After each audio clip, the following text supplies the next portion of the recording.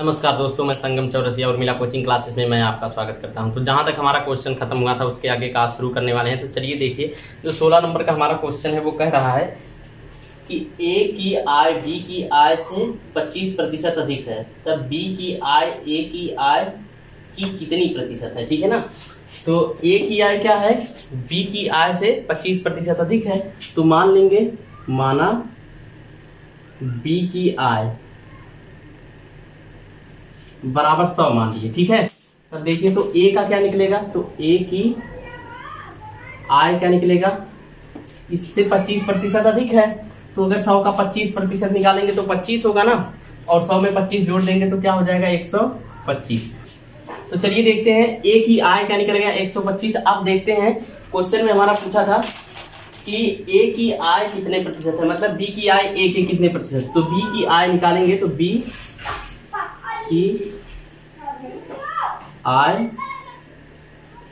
ठीक है ना, ए के कितने प्रतिशत के बराबर है। ठीक है। तो निकालेंगे तो देखिए बी का कितना था, 100 था, तो 100 बटे ए का 125 है, 100 से गुणा करके प्रतिशत में बदल लेंगे। देखिए 125, 25 पंजे 125 और 25 चौका 100, इसको काट लेंगे, 5 दूना 10, 0 उतार देंगे, यानी 20 चौक 80%। ये है हमारा आंसर। ठीक है। तो चलिए देखते हैं अगला क्वेश्चन कह रहा है। अगला क्वेश्चन कहा है एक बर्तन में 25 लीटर पेट्रोल है, रिसाव के कारण 5 लीटर पेट्रोल की हानि हुई, बर्तन में कितना प्रतिशत पेट्रोल रह गया। ऐसा क्वेश्चन 12 नंबर में था, तो इसको हम बता नहीं रहे हैं, इसको छोड़ दे रहे हैं, क्योंकि 12 नंबर का जो हमारा क्वेश्चन था उसको किए थे, सेम क्वेश्चन है। ठीक है ना, कोई परिवर्तन नहीं है, तो इसको आप लोग कर लेंगे। आइए देखते हैं अगला क्वेश्चन। एक कक्षा में 75% अंग्रेजी में, 60% गणित में उत्तीर्ण हुए हैं। मतलब एक कक्षा में दिया हुआ है कि 75% अंग्रेजी में छात्र पास हुए हैं और 60% गणित में पास हुए हैं। ठीक है ना। और उसके आगे दिया हुआ है और 20% दोनों विषयों में अनुत्तीर्ण यानी फेल हुए हैं। उत्तीर्ण प्रतिशत ज्ञात करना। देखिए गणित में 75% पास हुए हैं, ठीक है ना, और अंग्रेजी में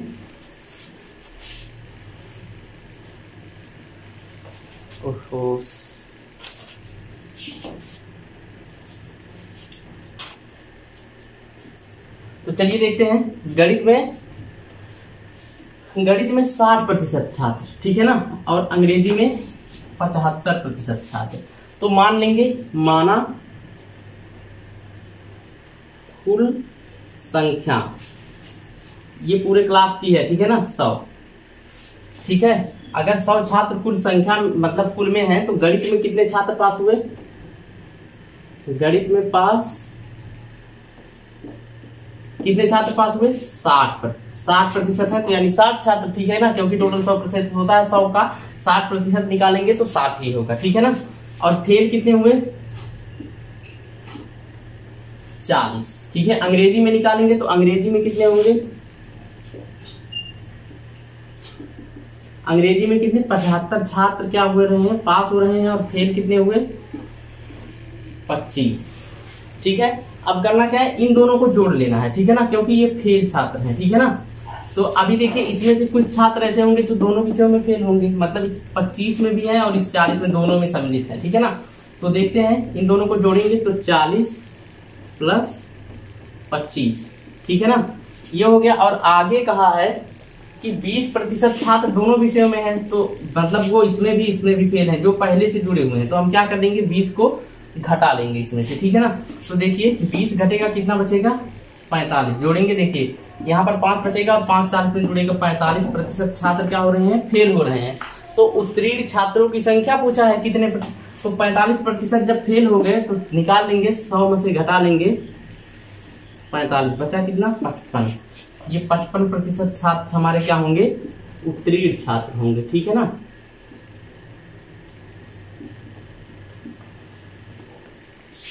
ये क्या है, उत्तीर्ण छात्र हैं।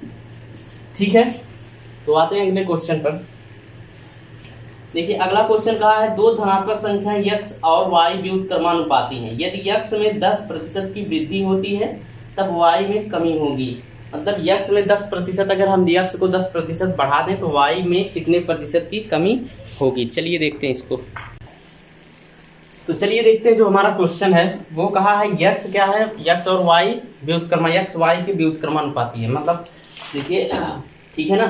तो यक्स और वाई व्युत्क्रमा, चलिए हम पहले व्युत्क्रमानुपाती बताते हैं। अनुक्रमानुपाती और व्युत्क्रमानुपाती में फर्क क्या होता है, जैसे देखिए यक्स क्या है, अगर हम अनुक्रमानुपाती देखें, ठीक है ना, अनुक्रमानुपाती, ठीक है ना, चिन्ह दोनों का सेम होता है, ठीक है, अनुक्रमानुपाती हो या व्युत्क्रमानुपाती हो दोनों का सेम होगा, इसमें कोई परिवर्तन नहीं। अगर यक्स क्या है, अनुक्रमानुपाती है वाई के, तो इसको हम लिख सकते हैं यक्स बराबर कोई नियतांक लगा देंगे, मान लीजिए हम n लगा दिए वाई, ठीक है, ये हो गया। अगर यही व्युत्क्रमानुपाती हो, ठीक है ना, अगर हम देखेंगे व्युत्क्रमानुपाती, तो व्युत्क्रमानुपाती में व्युत्क्रम माने होता है उल्टा, ठीक है ना, तो यहाँ पर क्या हो जाएगा, ये तब भी यही निशान रहेगा, ठीक है ना, वाई ऐसे रहेगा। तो जब हम यक्स बराबर निकालेंगे तो हो जाएगा 1/yn, अगर व्युत्क्रमानुपाती रहेगा, ठीक है ना, तो व्युत्क्रम हो जाएगा, उल्टा हो जाएगा, 1/, में चला जाएगा।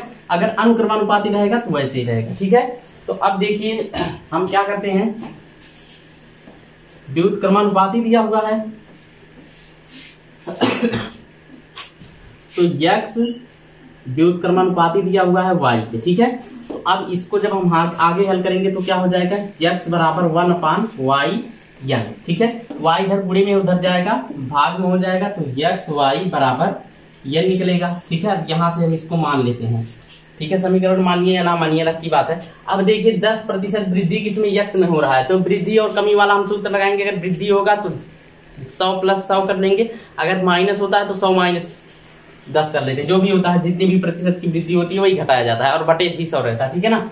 तो यहाँ पर होगा क्या, यक्स में वृद्धि हो रही कितना, 10%, तो हम क्या कर लेंगे, इसी पे रखेंगे, ठीक है ना, ये जो हमारा है। तो देखिए 10% की वृद्धि होती है तो 100 + 10 बटे 100, ठीक है, और y को ऐसे रख देते हैं, बराबर हो जाएगा हमारा n। तो अब ये क्या हो जाएगा, 110 बटे 100 y बराबर n, ठीक है। यहाँ तक आया, यहाँ तक कोई दिक्कत नहीं है।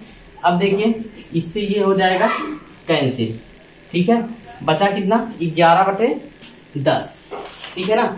अब आगे देखते हैं इसमें पहले क्या था, पहले हमारा n था, अब की बार देखेंगे तो क्या निकल जाएगा, ये इधर बुरा है, इधर जाएगा, भाग हो जाएगा। अगर हम y बराबर निकालें तो पलट जाएगा, हो जाएगा 10n/11, ठीक है ना, इस तरीके से आ जाएगा हमारा।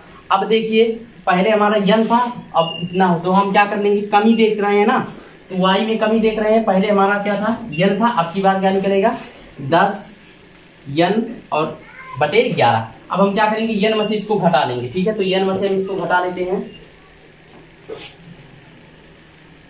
तो चलिए देखते हैं, n में से घटाएंगे तो हो जाएगा n -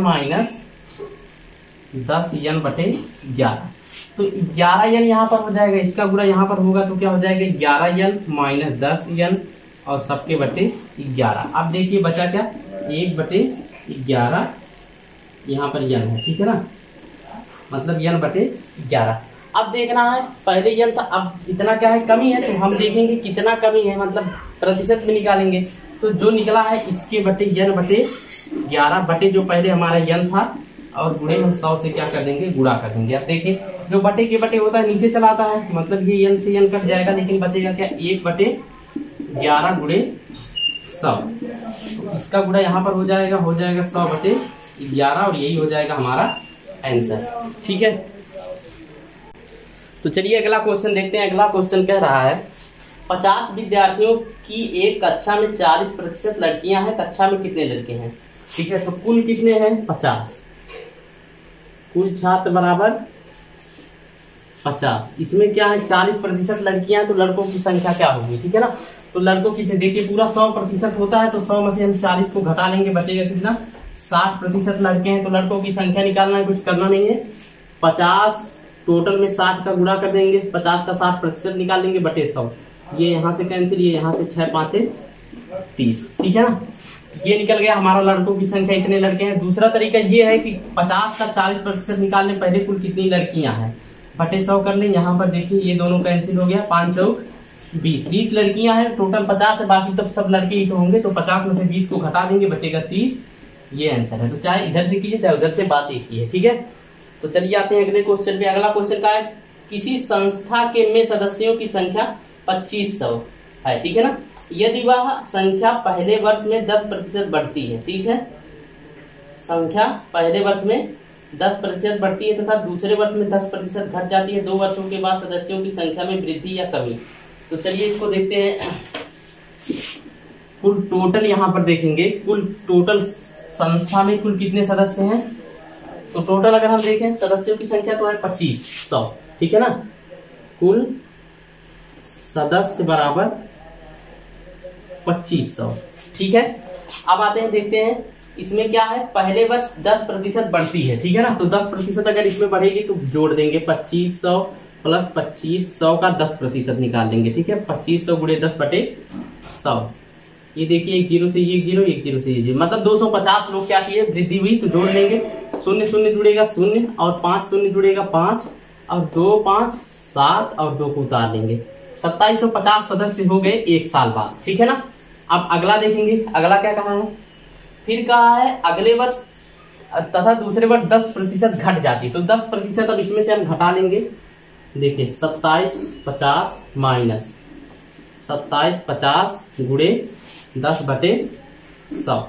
देखिए 2 0 से ये 2 0 कैसे, 275 लोग घट रहे हैं, ठीक है ना। अब देखिए जितने लोगों को लगा होगा कि ना वृद्धि होगी ना कमी होगी, गलत यहाँ से, क्योंकि 250 बढ़े थे, अब की 275 घट गए, 25 लोग ज्यादा घट रहे हैं, ठीक है ना। तो कुछ तो झोल है। तो 10 में से 5 जाएगा, 5 बचा, यहाँ पर बचा 4, तो हो जाएगा, एक उधार लाएंगे 14 और 14 में से 7 जाएगा, 7 बचेगा और बचा कितना, यहाँ पर 6 बचा, 6 में से 2 गया 4 और ये 2। देखिए 2500 लोग थे, बचे 2475 लोग। तो अब कहा है कि 2 वर्षों के बाद 2 सदस्यों की संख्या में कितनी वृद्धि या कमी हुई, ठीक है ना। तो वृद्धि या कमी, तो देखिए कितने सदस्यों की कमी हुई है टोटल। अगर 2500 में से हम इसको घटाएंगे तो बचेगा कितना, 25। यही क्या है, यही कमी हुआ है, ठीक है ना। तो प्रतिशत वृद्धि नहीं कहा है, केवल यही पूछा है, तो यही हमारा क्या है, सही है, ठीक है। तो चलिए देखते हैं अगला क्वेश्चन कह रहा है कि किसी मशीन के मूल्य का 10% प्रति वर्ष की दर से अवमूल्यन, अवमूल्यन मतलब होगा कमी होता है, ठीक है ना। इसे 3 वर्ष पहले खरीदा गया था, यदि इसका वर्तमान मूल्य 1,45,800 है, तो इससे पहले कितने में खरीदा गया था। ये घटते घटते आया है क्या, 3 वर्षों में घटकर 1,45,800 रुपये आया है, ठीक है। और हर वर्ष क्या हो रहा है, 10% की कमी हो रहा है। तो चलिए देखिए मानेंगे, अगर मान लीजिए माना पहले मूल्य क्या था, पहले यक्स था, ठीक है ना, यक्स में खरीदा गया था। तो अगर 1 वर्ष का हम निकालें, 1 वर्ष का अवमूल्यन 10% की कमी होगा तो क्या हो जाएगा, यक्स माइनस यक्स गुणे 10/100, यही होगा ना। तो 10 भाग्य 100 मतलब 1 0 कट जाएगा, बचेगा 10 एक कम 10, यानी 10x minus x, 10x minus x और बटे 10, तो बचेगा क्या, 9x/10, ठीक है ना। तो मतलब ये हमारा 9x/10, 9/10 हमेशा आएगा, ठीक है। अगले वर्ष निकालेंगे उसका भी, अगले वर्ष निकालेंगे उसका भी। तो हम डायरेक्ट इसको रख देते हैं 3 साल का एक ही साथ, ठीक है ना। तो x को बाहर करते हैं, x गुणे 9/10 गुणे 9/10 और गुणे 9/10 बराबर हमारा होना चाहिए 1,45,800 रुपए, जो उसमें किताब में दिया हुआ है 1,45,800, ठीक है ना। अब देखिए ये 10 क्या है, तीनों इधर भाग है, इस साइड आएगा गुणा हो जाएगा, मतलब x बराबर अगर हम निकालेंगे तो निकलेगा 1,45,800 और गुणे 10 गुणे 10 गुणे 10 और भाग क्या हो जाएगा, ऊपर वाला 9 हमारा गुणा है, इधर आएगा भाग हो जाएगा 9 गुणे 9 गुणे 9। अब चलिए इसको काटते हैं, 9 एक कम 9, 5 बचा, 9 5 14 55 हो जाएगा, 9 6 54 जाएगा नहीं 6 बार, तो 9 5 ओहो कल हो गया। चलिए देखते हैं, 9 एक कम 9, 5 बचा 55 हो गया, तो 9 6 54 6 बार तो जाएगा नहीं, 9 5 45, ठीक है ना, 9 5 45, 9 6 54 4 बार जाएगा। तो चलिए इसको काटते हैं, देखते हैं 9 से इसको काटेंगे तो 9 एक कम 9, 5 बचा 55, तो 9 6 54, 1 बचा हो जाएगा 18, 9 गुना 18 और 2 0 है, इसको उतार देंगे। अब इस 9 से काटेंगे इसको, तो देखिए 9 एक कम 9, 7 बचा 72 हो जाएगा, 9 8 72, 2 जीरो को उतार देंगे, फिर इस 9 से काट दिए, 9 दूना 18 और 2 जीरो उतार देंगे। देखिए अब कितना बचा 200, ये हुआ और गुड़े 10 ढाई 100 ढाई 1000। अब गुड़ा कर लेंगे, 2 उतारने के बाद 2 जीरो ये 3 जीरो ये, दोनों को छाप देंगे 5 जीरो। ठीक है, आंसर क्या हुआ 2 लाख। ठीक है, तो यही सही है हमारा। आगे आते हैं अगले क्वेश्चन पर। तो चलिए देखते हैं अगला क्वेश्चन क्या कह रहा है। अगला क्वेश्चन कह रहा है कि यदि ए के पास बी से 20% अधिक धन है और सी के पास बी से 20% कम धन है, तो ए के पास सी से कितना प्रतिशत अधिक धन है। ठीक है ना, तो ये निकालने के लिए चलिए हम मान लेते हैं माना बी का धन। ठीक है ना, मानेंगे माना बी बराबर 100, बी के पास 100 रुपया है, तो ए का देखेंगे, तो ए का जब हम निकालेंगे तो ए का क्या है, इससे 20% अधिक है 20 है। ठीक है ना, तो 20% अधिक है, तो ए बराबर क्या निकल जाएगा 100 का 20% 20 होगा, यानी 120। और सी का अगर हम निकालेंगे, सी बराबर, तो सी का क्या निकल जाएगा 100 का 20% कम करेंगे, फिर से 20 होगा, 20 कम करेंगे तो हो जाएगा 80। अब पूछा क्या है, देखिए अब पूछा है कहाँ गया, अब पूछा है ए के पास सी से कितने प्रतिशत अधिक धन है। ए के पास सी से कितने प्रतिशत अधिक धन है, तो ए से सी का अधिक धन निकाल देंगे तो क्या निकल जाएगा, ए का अधिक धन, ए का कितना है 120 है, माइनस कर लेंगे 80 को घटा लेंगे, बचेगा कितना 40। अब इस 40 को प्रतिशत में बदल लेंगे। ठीक है ना, तो हो जाएगा 40 बटे, सी से निकालना है तो सी का 80 है, तो सी का रखेंगे गुणे 100। ठीक है, तो 40 दूना 80, 2 से इसको काट देंगे 50% आंसर है। ठीक है, तो चलिए देखते हैं अगला क्वेश्चन कह रहा है। अगला क्वेश्चन कहा यदि किसी संख्या का 200% 90 है तो संख्या का 80% कितना होगा। ठीक है ना, यदि संख्या का 200% 90 है तो संख्या का 80% कितना होगा। ठीक है ना, तो 200% मान लेंगे, माना संख्या बराबर यक्स, तो यक्स का 200% निकालेंगे, यक्स गुणे 200 बटे 100 बराबर कितना दिया हुआ है 90। ठीक है ना, तो 90 रख लेंगे। अब देखिए ये 2 जीरो से 2 जीरो कैंसिल, तो यहाँ पर क्या निकल जाएगा 2x बराबर 90। यक्स बराबर निकालेंगे तो 2 उधर गुणा है, इस साइड आएगा भाग हो जाएगा, मतलब 90 बटे 2, 2 से काटेंगे, 2 चौक 8 और बचा कितना 1 बचा, 10 हो जाएगा, 2 5 10, यानी यक्स बराबर 45। अब पूछा है कि संख्या का 80% कितना होगा, तो 80 का 45%, ये 45 है, 80 का 45% निकाल लेंगे, और 45 का 80%, तो 45 गुणे 80 बटे 100 कर देंगे, ये 0 से 0 कैंसिल, 5 9 45, 5 दूना 10 और 2 चौक 8, गुणा करेंगे 9 और 4 का 9 चौक 36, यही है आंसर। तो चलिए अगला क्वेश्चन देखते हैं। अगला क्वेश्चन कहा है कि एक परीक्षा में कुल परीक्षार्थियों में से 65% क्या होते हैं, पास हो जाते हैं, उत्तीर्ण होते हैं। अनुत्तीर्ण परीक्षार्थियों की संख्या 420 है, तो कुल परीक्षार्थियों की संख्या क्या होगी। ठीक है ना, तो माना कुल परीक्षार्थी बराबर यक्स। ठीक है ना, यक्स मान लिया। अब देखिए 65% क्या हो रहे हैं, उत्तीर्ण हो रहे हैं। ठीक है ना, उत्तीर्ण बराबर 65%, तो अनुत्तीर्ण अगर हम निकालेंगे यहां से, अनुत्तीर्ण बराबर, तो देखिए 100 में से घटा लेंगे 65 को, 100 माइनस 65 बराबर कितना बचा, देखिए 10 में से 5 गया 5, और यहाँ पर 9 में से 6 गया 3, 35% फेल हो गए। तो 35% बराबर यहाँ पर क्या मिला है, 35% बराबर 420 दिया हुआ है, तो बस निकाल लेंगे, अब कुछ है नहीं। देखिए यक्स का निकाल लेंगे 35%, यक्स गुणे 35 बटे 100, जो क्या है 420 के बराबर है। ठीक है ना, अब देखिए यहाँ से इसको काटेंगे, 5 7 35 और 20 पंजे 100। ठीक है, यहाँ पर निकला 7x बटे 20 बराबर 420। ठीक है ना, 420। अब देखिए 20 इधर भाग इस साइड आएगा, गुणा हो जाएगा, यानी 7x बराबर निकलेगा 420 गुणे 20। ठीक है, अब यक्स बराबर निकालेंगे तो क्या निकलेगा 420 गुणे 20 बटे 7। 7 इधर गुणा था, इधर आएगा भाग, 7 छक 42, मतलब बचेगा यहाँ पर 60 गुणे 20। तो 6 दूना 12 और 2 जीरो को छाप देंगे, यानी कुल विद्यार्थियों की संख्या कितनी थी 1200। यही है आंसर।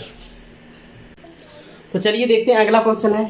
अगला क्वेश्चन कह रहा है यदि x का 48% y के 60% है, ठीक है ना, मानी x का 48% y के 60% के बराबर है तो x अनुपाती y क्या होगा। तो मानेंगे, माना x बराबर 100, तो x का कहा है 48%, ठीक है ना। तो x का 48% निकाल लेंगे, x गुणे 48 बटे 100 कर लेंगे, यानी 100 गुणे 48, ठीक है, गलत हो गया। 100 से 100 कैंसिल, बराबर क्या निकल जाएगा 48।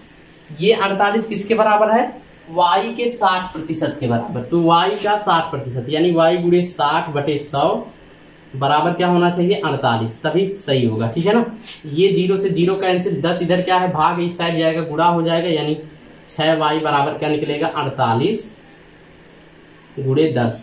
अब y बराबर निकालेंगे तो हो जाएगा 48, 10 का गुणा कर दिए 480 बटे 6, उधर गुणा था, इस साइड आएगा भाग हो जाएगा, 6 8 48, यानी y बराबर क्या निकल जाएगा 80, ठीक है ना। तो अब क्वेश्चन में क्या कहा है, x अनुपात y हमको निकालना है, ठीक है। तो देखिए x कितना था हमारा 100 था और अनुपाते करेंगे 80, यहाँ पर 0 से 0 कैंसिल, 2 5 10, 2 चौक 8, मतलब 5 अनुपाते 4, ये है हमारा आंसर, ठीक है ना। तो यहीं पर वीडियो को बंद करते हैं और इसके आगे जो भी क्वेश्चन है वो आप लोग प्ले लिस्ट में चले जाएंगे, वहाँ IAS अग्रवाल नाम की फाइल मिल जाएगी, उसमें क्या होगा परसेंटेज में आप लोग जाएंगे, इसके आगे का जो भी क्वेश्चन है उस टाइप का उसमें बताएगा और कुछ बेसिक क्वेश्चन भी उसमें है, तो उस वीडियो को जाकर देख लेंगे। अगर वीडियो पसंद आएगा तो वीडियो को लाइक कीजिएगा, चैनल को सब्सक्राइब कीजिएगा, वीडियो को शेयर भी कीजिएगा दबाकर। मिलेंगे अगले वीडियो में, तब तक के लिए धन्यवाद।